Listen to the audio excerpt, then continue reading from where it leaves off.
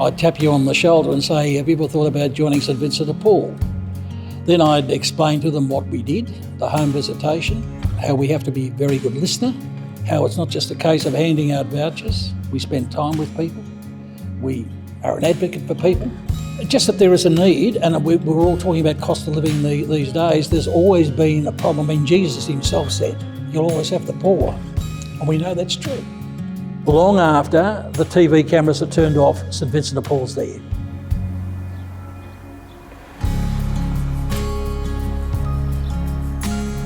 He's been able to offer resources as a president and as a member of the Belgrave Conference. It's without doubt, Dennis is a particularly gifted person in giving, self-sacrifice, and also commitment. I started off as a foot soldier and I knew nothing. Like they say, I know nothing. It's a case of being available, committing yourself to doing the job at hand, and it can be very varied. And we got 22 members in the Belgrave Conference. It's a pretty good turn up, and people are passionate about what they do. All different personalities, of course, but they're passionate what they do, and that's, I think, just great.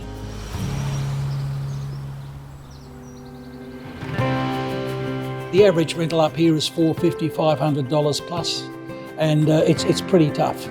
We go as far as Sherbrooke. We go as far as Mount Dandenong.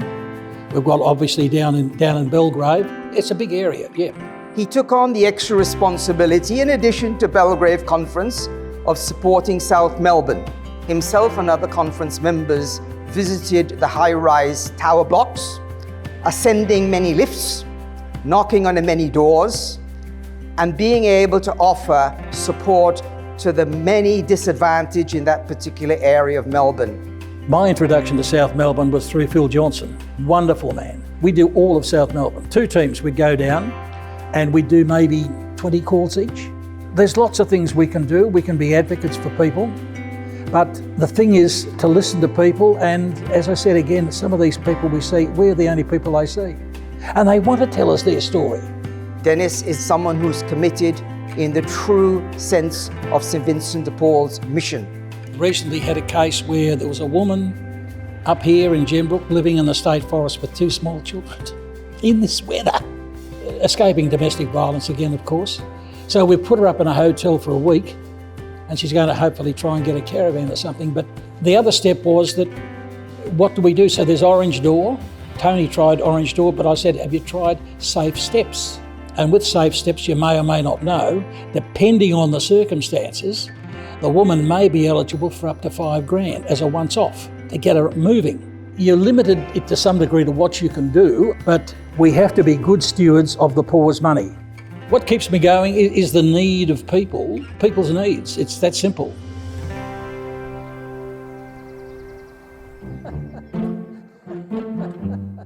Dennis, he enjoys a chat or 2. We have been entertained by hilarious anecdotes of Dennis and his adventures. One other just quick story is, and I'll tell you a shocking story. It was a lovely sunny day. I've got to tell you about how she gets up these really steep stairs, plus her groceries, I don't know. And this bloke shot past, I said, good morning. So that was a success story. That's another woman, we saved her house. But she's going to be a great success story because again, St Vincent de Paul helped her. She's just fantastic. And there's just so many stories, you know. I've always liked Saint Mother Teresa, what she did, and of course what Osnam did. And I think I've been inspired by a lot of the people that have gone before me. I can't even start to count the number of kilometers that he has driven or that he's walked. He has knocked on doors. He has knocked on barn doors.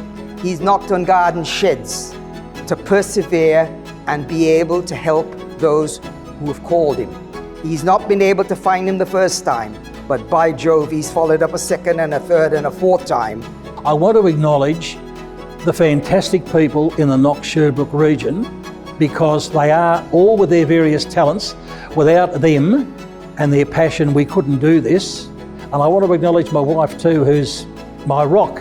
Dennis's patience, Dennis's self-sacrifice and giving is insurmountable. What keeps me going is the need of people, people's needs. It's that simple.